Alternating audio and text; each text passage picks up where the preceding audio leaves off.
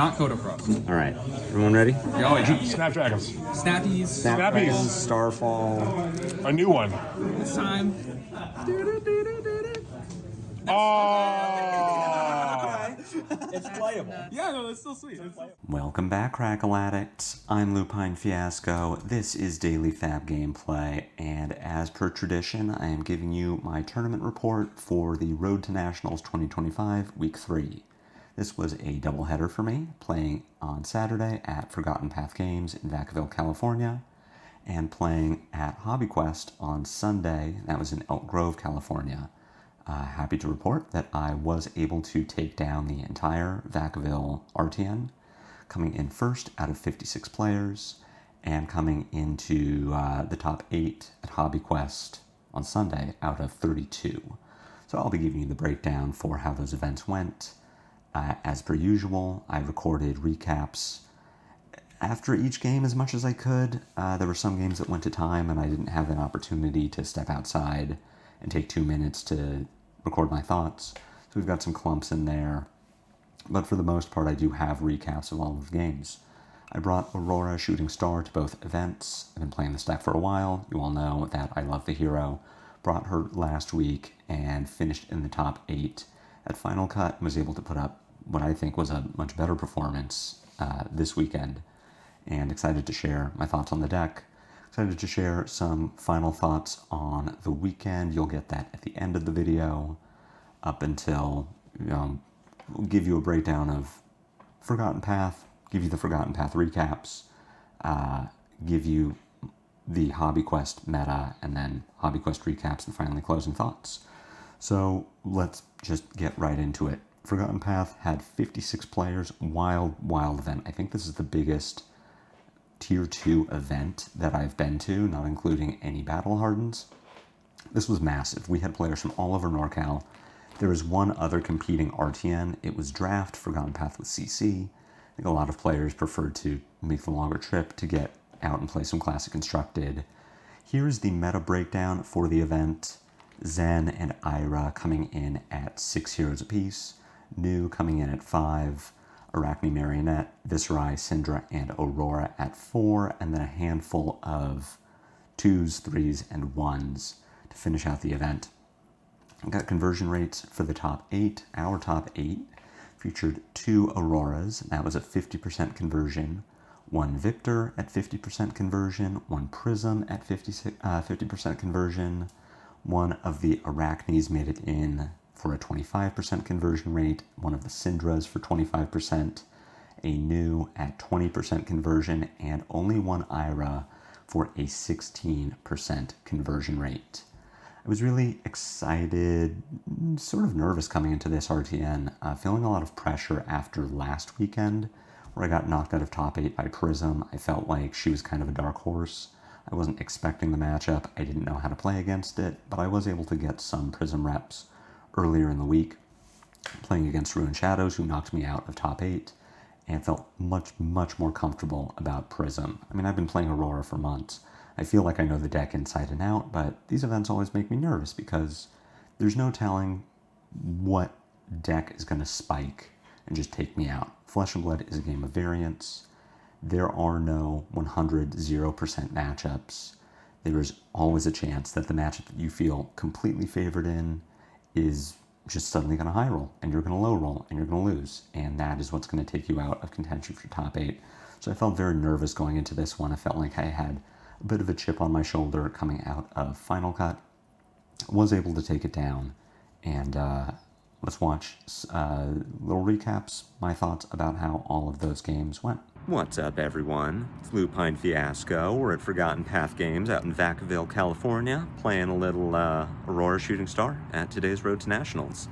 Just finished round 1. It's a W for our girl Aurora. Beat a Cindra. Kind of a standard game, what you expect from this matchup. I won the die roll, chose to go second. Cindra just was not able to... Her hands were kind of medium, honestly, and I don't know that I drew well, but definitely well enough. Was able to block out turn 0, leak some damage from the daggers, but just maintain a healthy life total. Draw into an Arc Lightning going into my turn 1, so I get to present a 3-card 11. keep an arsenal, which was a shelter from the storm. My opponent drew 2 D-reacts in that opening, in the first 2 turns. Shelter into Wax On, which is really good at preventing me from getting damage over. But if they're going into their turn 2 with 3 cards in hand, it's like the easiest block for me as Aurora. Pitch to Dagger, Burning Blade Dance. Like, okay, yeah, I'll take 4. I'll let you flick it up to 5. Buy your daggers back, but I'm going to block the 3rd Burning Blade Dance, use some armor, got to keep a 5-card hand, and just sent really good damage. Drew 2 Burn Up Shocks, which both hit. Never saw a Channel Lightning until the end of the game. Only saw that first Arc Lightning, but Cindra does not have a fridge. Aurora does. Aurora has better damage off of smaller hands. You can't really interact with Aurora through blocking. So overall, I think Aurora is favored going into Cindra, and especially how the draws went.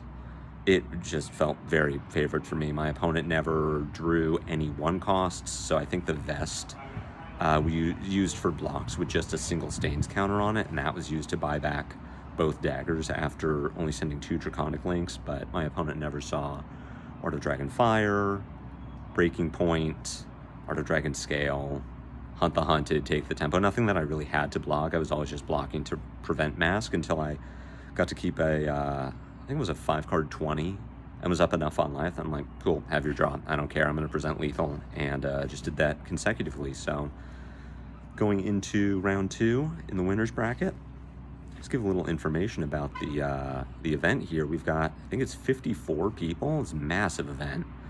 We got people coming from all over: Sacramento, San Francisco, the Reno crew is here. There's a draft going on in Redwood City that no one wanted to play in, so we've got people really traveled for Classic Constructed, and it is a very healthy pool in there. Going to do 6 rounds. Should be the same as always. Go X2. If you lose really in any of the last 3 rounds, you're locked. We, of course, are going to try to go 6-0 because that is the easiest way to not have to worry about breakers. Just never lose, ever. So I will catch you back in, for you, just a few seconds. For me, should be quite a while with the results of round 2. I'm so tired. I'm so tired all the time.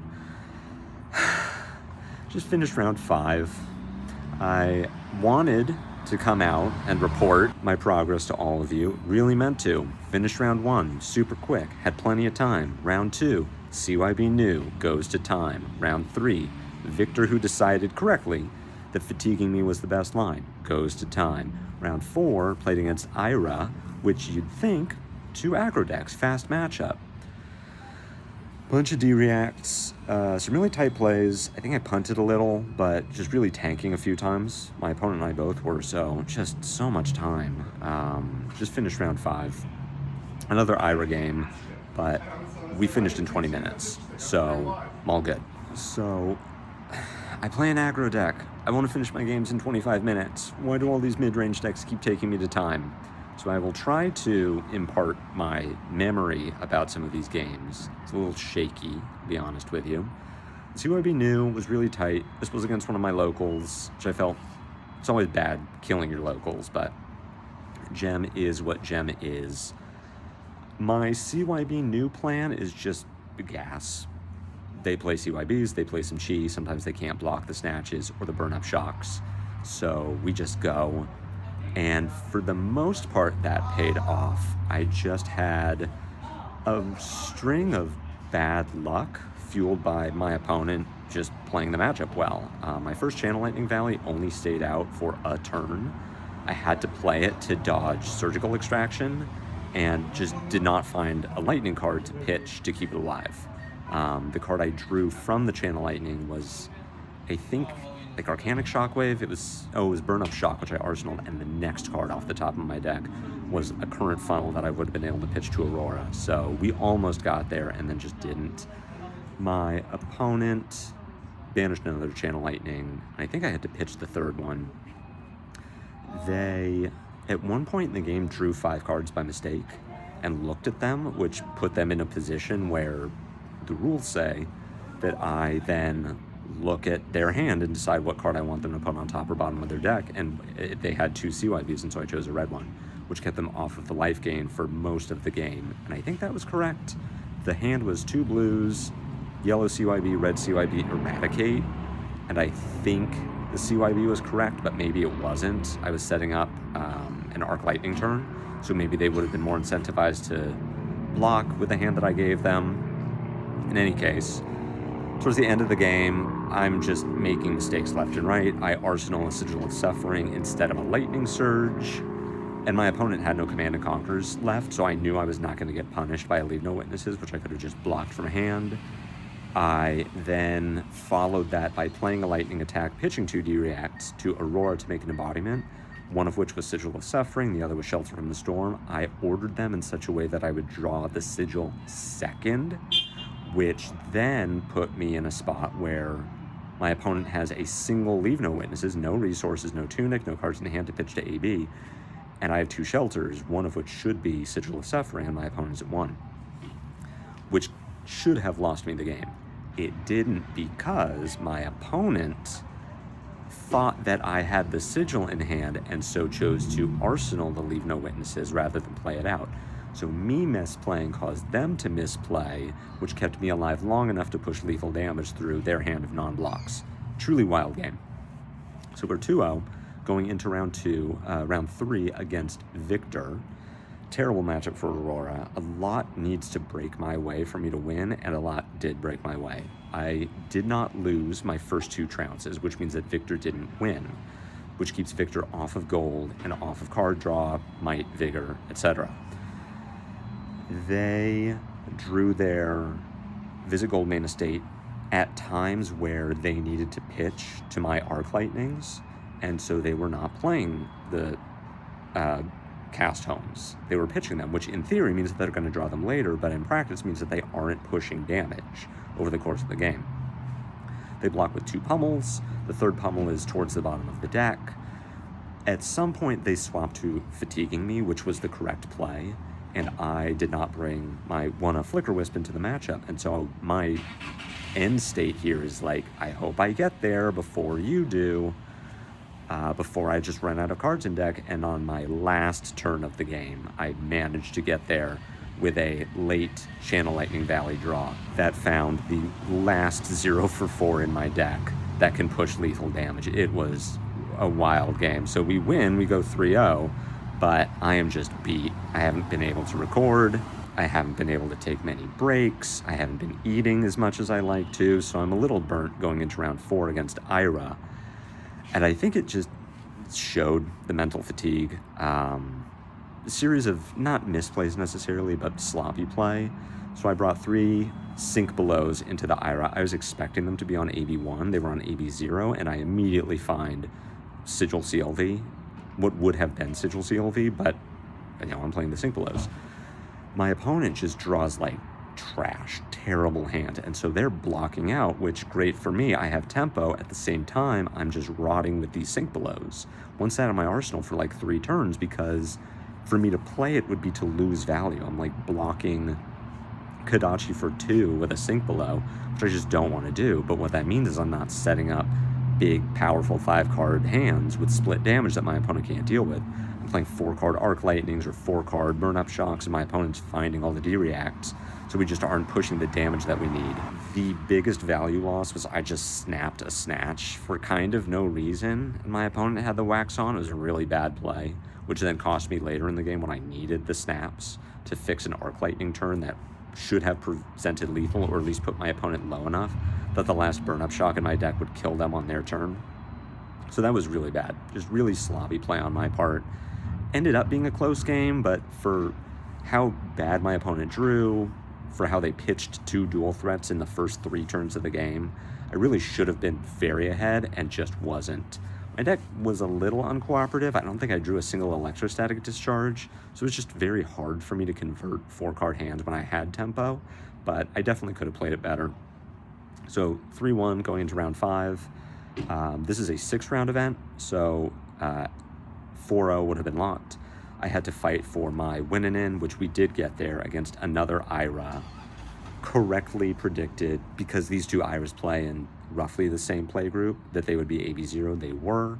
I did not ever find Sigil of Suffering CLV, but I did just get points from CLV and Sigil of Suffering and Arc Lightning. and ended up going to one. Again, much closer game than I think it should have been. They just didn't play a dual threat. They didn't see one. I go to one in order to present lethal.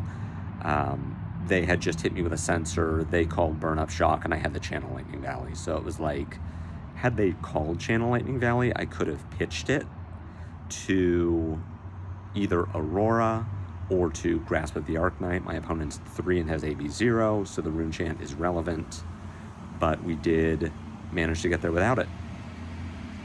So at this point, you're caught up. We are 4-1. We're locked for top 8. We're playing one more. After that, I think I'm just walking over to the grocery store and getting some food because I am hungry and I am tired, and we just gotta win the next 2, I guess. We can lose the next one. We have to win in top 8. So, you know, we're striving. We're trying for it. We're in it to win it. We're waking up. We're going back inside now. I will be back to let you know how it goes in just a bit. We're in, baby. 5-1, locked for top 8, probably upper seed because our one loss was in round 4. We got there against a Prism. Redemption for last week. Big shout out to my local Maxwell Ruin Shadows here on YouTube and Blue Sky, who beat me last week and gave me Prism reps yesterday. Gave me 4 of them. Just really good for learning the matchup, figuring out what Aurora is supposed to be doing, what a win looks like, and especially when I am supposed to let Prism just do Prism things because my crackback is going to be insane. So sit down against Prism. I win the die roll, choose to go second. Prism players seem to really strongly believe that they want to go first in this matchup, and I do not agree with that at all. I think this is an aggro mirror, and I think that Prism really wants to be able to block out on turn 0 and then just send heralds. So my Prism correctly tested for blocks. I think it's right. Unfortunately, my hand had 3D reacts and a 2 block in it, so not only did was I able to block, but I actively wanted to. So I prevent both heralds from hitting. My Prism goes down to no arsenal.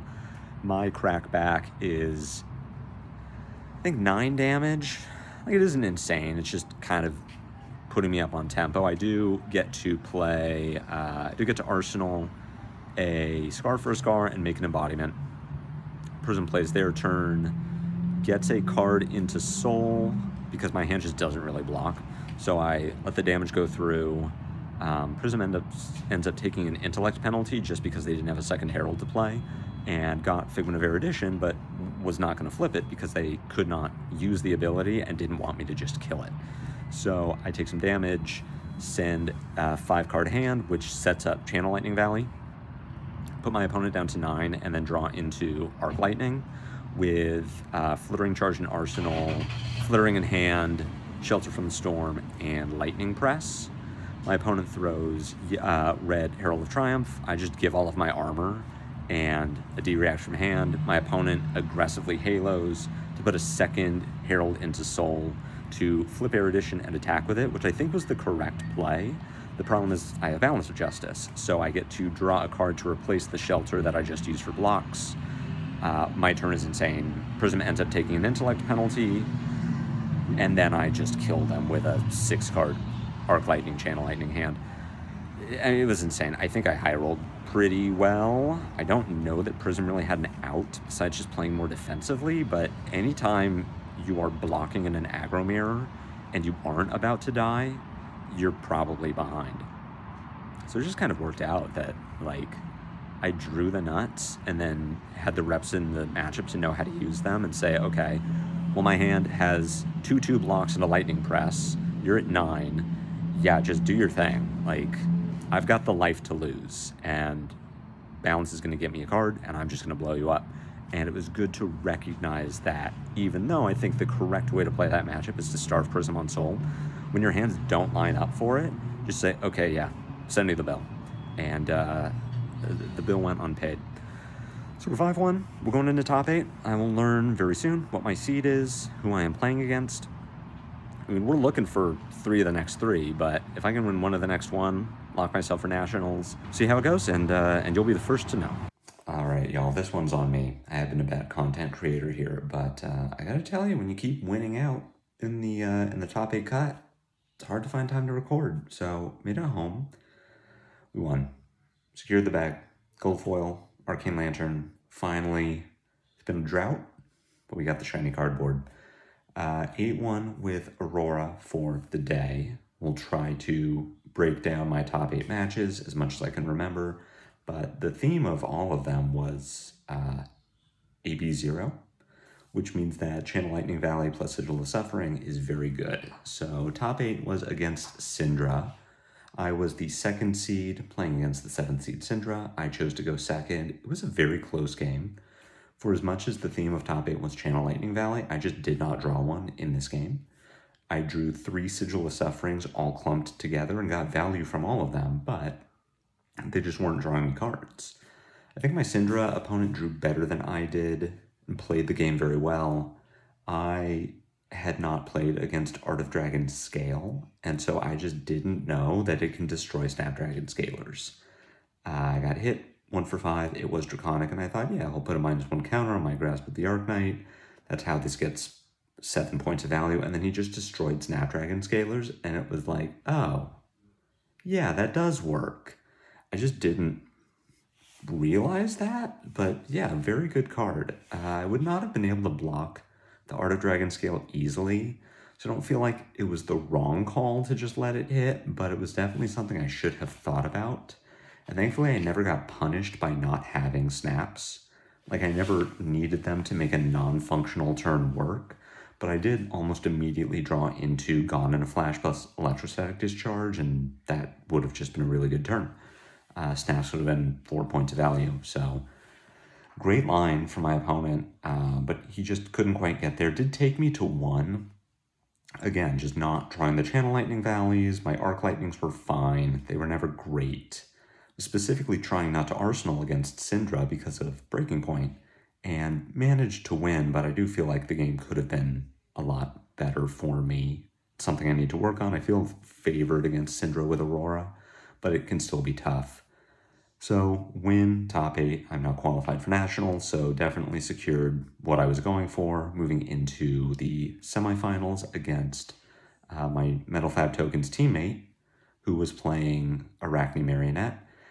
This game was just like such a tremendous blowout. I'm still the higher seed, so I get to go 2nd. My opponent just, has a fine turn 0, doesn't really push damage. I get to play a Channel Lightning Valley, and from there, just like Channel Lightning Valley into Arc Lightning, Arsenal Sigil of Suffering, play Sigil of Suffering, draw Burn Up Shock, which I played the next turn. I mean, all of my channels were getting like 9 points of value. It was insane. My opponent tried AB0 just to test a theory that Snapdragon Scalers is what can win the matchup when it's paired with Bonds of Agony. Just being able to get a big, easy Bonds trigger is what wins this matchup, and maybe there was some merit to that, but in this game, it was like such a huge punish to have an AB0. And I think I ended the game at 18 health, maybe, after having been up like 35-8. It was really bad, all on that AB0. Thankfully, France is qualified for Nationals, so getting knocked out of top 8 is never fun, but we're both going to Vegas, both going to play in Nationals, so feels fantastic there. Our little NorCal crew was definitely struggling coming out of last weekend to get some qualifications, and now we've got 2 more, so feels really good there. Beat up Mario, go into the finals against my buddy Tommy, another dedicated Aurora player, and this it was an Aurora mirror in the finals. Our top 8 was no Viserai to Aurora, so clearly the best Rune Blade. We duked it out. Again, Channel Lightning Valley draws cards. I saw 2 Channel Lightning Valleys, my opponent saw none. I was getting Arc Lightning, Burn Up Shock, Sigil of Suffering triggers with Channel Lightning Valley. My opponent was not. I had the advantage of going 2nd because I was the higher seed. Tommy pitched a Vaporize on turn 0 to make an embodiment of lightning, and then I played Channel Lightning Valley. We talked about it after. Is there a world where he's supposed to put me on CLV, and that's why he arsenals Vaporize Shock? I think no. It was just bad luck that it worked out that way. He couldn't find another Vaporize for the CLV, but just a blowout. Again, if you are drawing 4 or 5 more cards than your opponent over the course of the game, it's very difficult for them to win. And so we got there. Been a while since I won a gold foil. I won my first Pro Quest last season in draft. This is my first RTN win. These are my first LL points. Very happy to have them on Aurora. This is my absolute favorite hero. I considered bringing Cindra for this event, just expecting a lot of Visceri, and we had 4 at the event. I never paired into any of them. And if I had brought Cindra, I think I would have had a much worse run of it. So overall, very proud of my performance, very happy. I think Aurora really came through. Definitely high rolled some people, especially in top 8 cut. I will sleep on it, get back to you all tomorrow with my overall impressions, and I'll have info for all of you on that real soon. The next day, I wake up feeling very tired, very demotivated. I just didn't really sleep well the night before. Probably a mix of adrenaline, late bedtime, and I just generally don't sleep well as a person. That is a flaw of mine. So I was feeling very sleepy, but Hobby Quest is a 30-minute drive from my house, and I had a ride lined up. It just felt like, you know what, the event is right there. It would be silly of me not to go. So what I resolved to do was set 2 goals going into Hobby Quest. The first was I wanted to be able to put someone into the top 4. I wanted to be able to get one of my friends or teammates up into top 4 so they could get an invite to nationals. It's been done for me in the past. I wanted to pay it back / pay it forward if I could. But my other goal, considering that I no longer need a nationals invite, and I won one, I'm good. It's always nice to win another one, but the fire has been quenched for now, was I wanted to work on my mental fortitude. This was mental strength training for me. This felt very similar to a calling day 2, which in the 3 of the 4 callings that I've played, I've made day 2, and consistently I am always tired on day 2. I don't get a great night of sleep the night before. I walk in, there's a bit of mental fog. I'm just tired. I know I'm not playing at my best, and that has translated into some pretty poor results on day 2. So for me, this was preparation for that. This was me saying, let's treat this RTN as calling day 2. We're going to go in. There's less of a chip on my shoulder now that I have my Nats invite and an RTN win. I can just focus on playing my best. Win or lose, I want to play my best. I'm not as concerned about getting randomly spiked by some dark horse deck that I didn't prepare for, or about my deck just bricking and giving me really bad draws.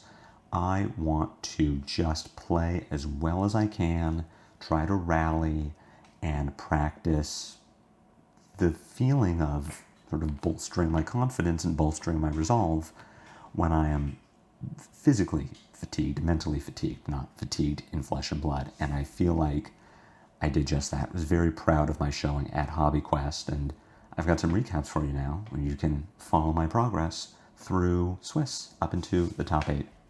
Before we do that, I need to get you conversion rate. So this is the Hobby Quest meta. This was a 32-person event, so definitely a smaller crowd, but it's sort of the same trend of which heroes are being played.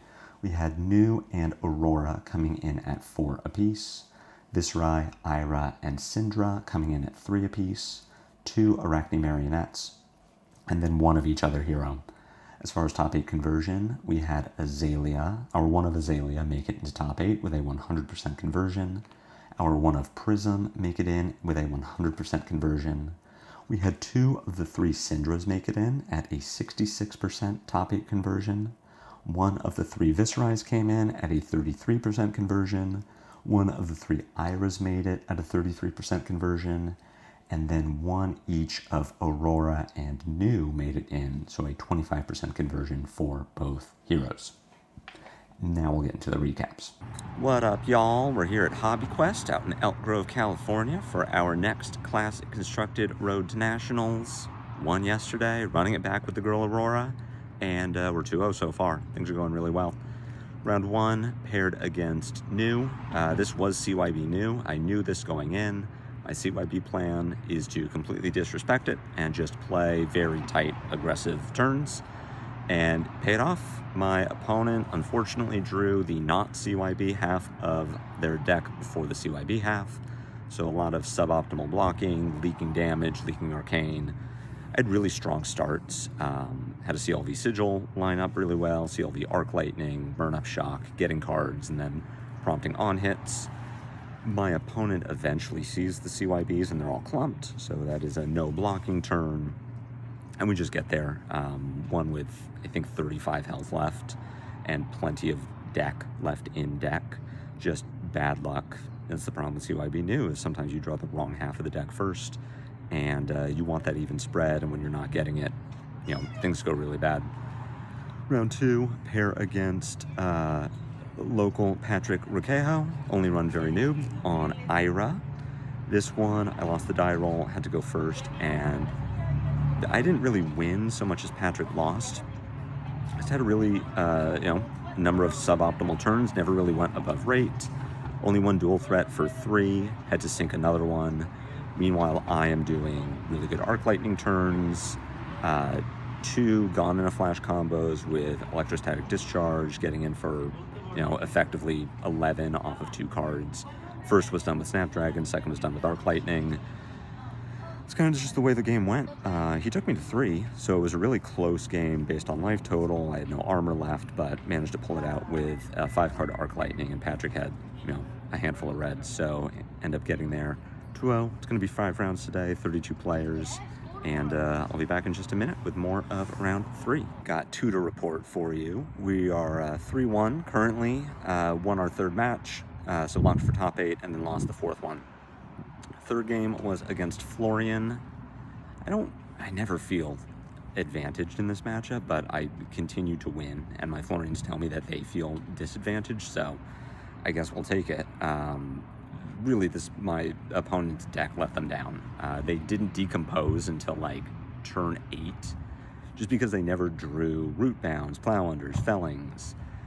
So they're blocking, they're not disrupting. I'm specifically staying off of Arsenal because I think that's what Aurora is supposed to do in this matchup.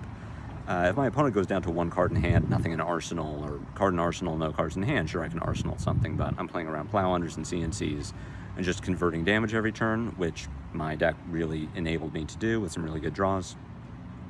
Ended up getting my opponent's Face Purgatory for 2 block, no additional effect, off of a really massive Channel Lightning Burn Up Spring Tunic turn, where I ended up sending, ending this massive turn with Static Shock for 7 with a Burn Up and Static Shock effect.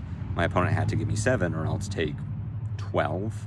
So I think it was the correct block, but as soon as Florian doesn't have Face Purg, I feel really good about my ability to convert hands. Eventually he started finding disruption, and I was still off of Arsenal, or I'm Arsenaling Channel Lightning Valley in case of plow under or CNC, and opponent made it close, ended up getting me below 5 life, but just managed to get there based on really his deck letting him down. Going into round 4 was against Cindra. Couple of things happened this game. For one thing, I lost the die roll. Going first against Cindra is never right, never feels good. I can't push damage because Cindra just blocks really well. Her deck is a bunch of 2 and 3 blocks, and I had a hand of second strike, Electrostatic Discharge, Burn Up Shock, so I could have threatened 17 damage if I had just sent the full thing, didn't Arsenal a card, and maybe that was right. Maybe we test that Cindra can block or not. Burn Up Shock, second strike for 4, Electrostatic Discharge, second strike for 7. Cindra is even just sitting on 4 3 blocks. She can't. She could stop it.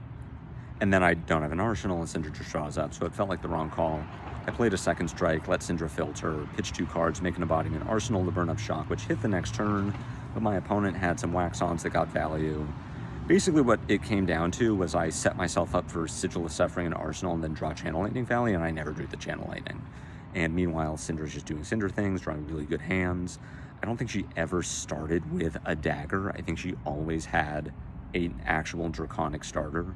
So Rising Resentment, Branded Cinderclaw, Oath of Loyalty, Ignite. It was just the exact sort of draw that Cindra wants to be getting, and I did not find the answer. Arc Lightnings were clumped, and I had to block with them. There was no channel lightning, so the arc lightning was never going to get too much value. It was just really not the kind of game that Aurora needs to play in order to beat Cindra going second. So now 3-1, as I said, locks for top 8 going into round 5. The other table, the other undefeated group was Cindra Viserai. Really hoping that the Viserai pulls it out. It seems unlikely, but if the Viserai goes undefeated, then I don't have to worry about a 3-1 Viserai. But our 3-1 bracket is looking pretty good for me. Enigma floating around. I've played an Ira. I've played the Florian. Could play it against an Azalea if he wins. It's, you know, it's all over the place. We got a pretty diverse meta here. So I will get back to it and report back real soon. 4-1 boys, girls, non-binary pals. Just beat Prism, same Prism from yesterday, much closer game. He definitely learned some lessons from our game. First of which, when you win the die roll, goes second. Ironically, my hand did not block well, so if he had chosen to go first, he would have ended up leaking some herald damage, getting a figment, flipping to an angel, etc. My opening turn was electromagnetic somersault, gone in a flash, burn up shock, and I felt like the play was not to try and push, which would have been burn up shock, sword, gone in a flash, break boots, somersault, gone in a flash. Like, it just felt like too much commitment to go off arsenal. I'm not really pushing that much damage. This doesn't get me into a good position. So I just played burn up shock, tested if he wanted to pitch to arcane barrier, he did, and then I pitched EMS, gone in a flash, arsenal, EMS.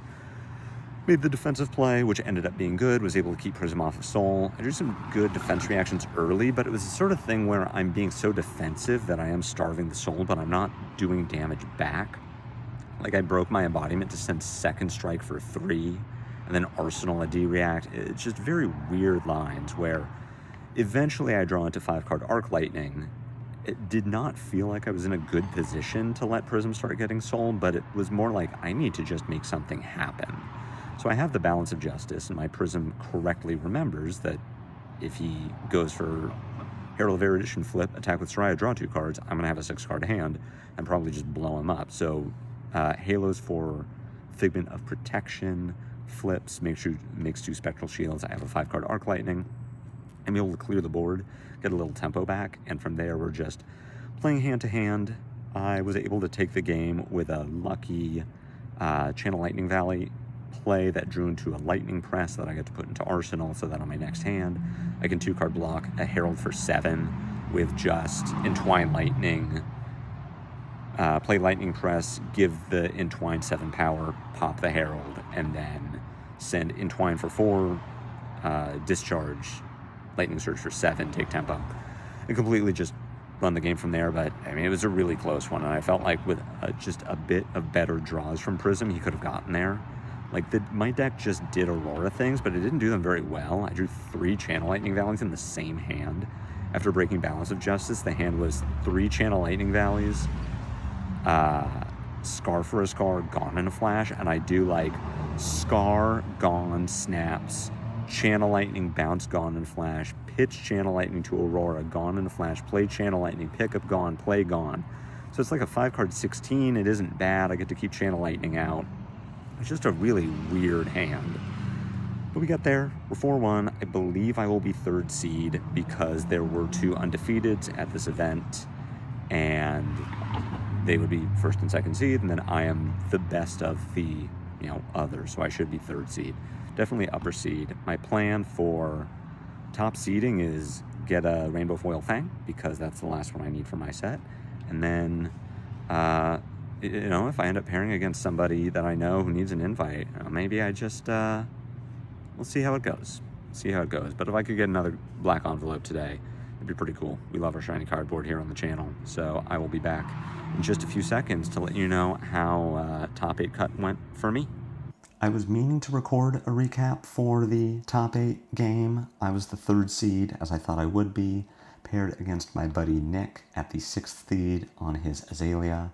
I had my Nats invite. He did not have a Nats invite, and so I mean, I lost this game so quickly, it's like we might as well not even have played it. And it really is not worth talking about how this game went just because it was, I mean, I practically sat down and lost the game, was how quickly it went.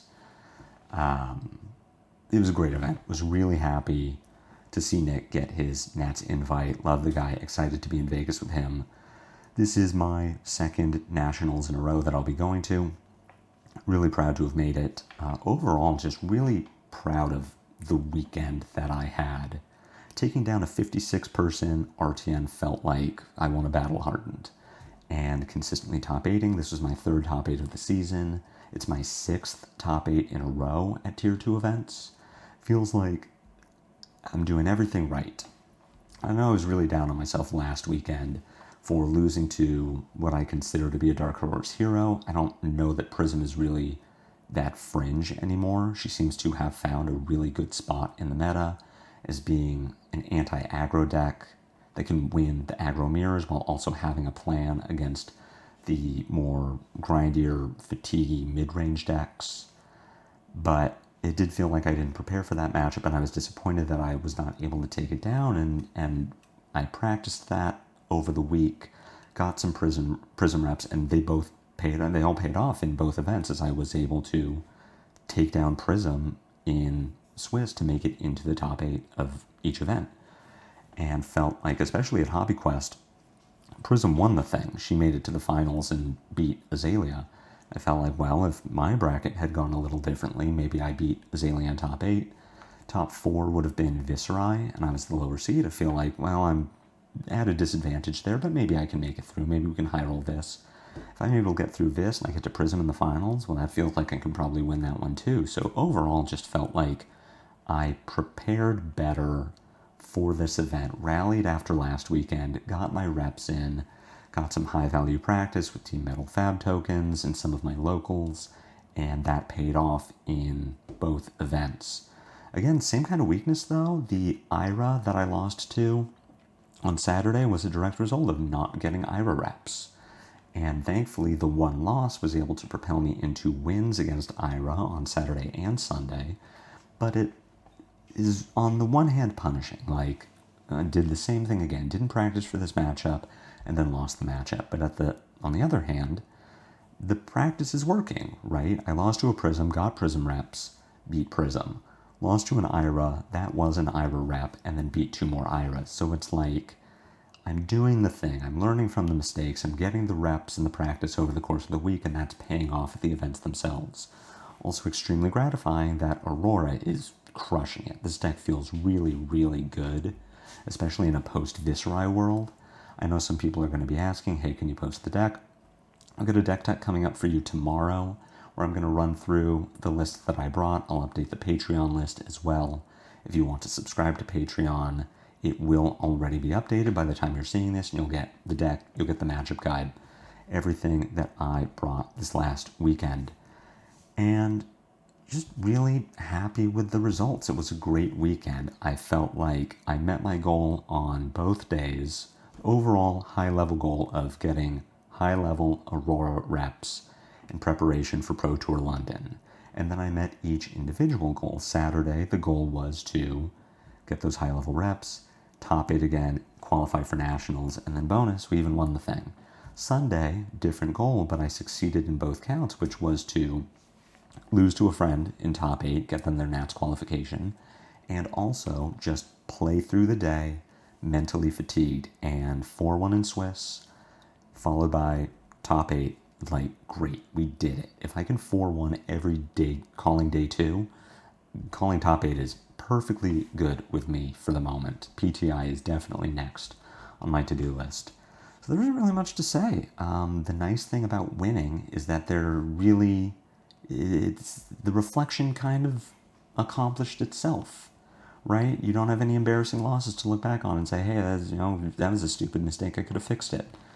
As far as the Ira game goes, I could have learned from the mistake, just gotten more Ira reps over the course of the week. I said in the recap, I think I navigated the game very poorly just based on not understanding my role in the matchup, especially when Ira is floundering.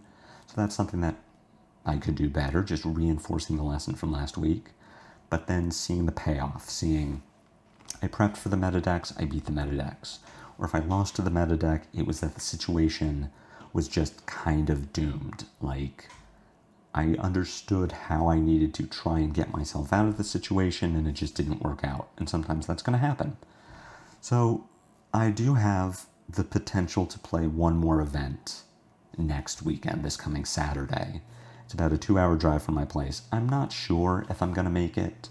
It's tempting. It's going to be a big RTN, so get to see a lot of friends, get reps in an environment very similar to a Battle Hardened. Immediately following Pro Tour London, we have Battle Hardened Santa Clara, which I'll be at, so could get not only reps for London, but reps for Santa Clara. Another top 8 would be nice. If I can get even further than that, that's even better. Maybe take down another RTN. At the same time, it's a 4-hour drive both ways. And on Saturday, I've got an armory event 5 minutes away from my house on foot. So, hard to know. I do feel like my RTN season was a success. Went out with the goal of qualifying for nationals, which I did. Went out with the secondary goal of winning an RTN, which I did. Went out with the tertiary goal of just getting reps on Aurora, making sure the deck is solid, and I feel like she really, really is. So overall, just really happy, really proud, really gratified that I got the reps, put in the practice, it all paid off, and very grateful to all of you for being here with me on this journey. Aurora Deck Tech coming out tomorrow. This video is getting a little long, being a double header.